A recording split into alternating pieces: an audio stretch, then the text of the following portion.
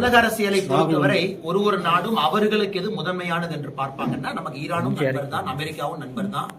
பிரதமர் அவர்கள் ஈரானுடைய அதிபரோடு பேசியிருக்கிறாங்க. ஏன்னா சுப்ரீம் கவுன்சில் லீடர் அவங்க இறந்த பிறகு புதுசா ஒருத்தர் போட்டிருக்காங்க.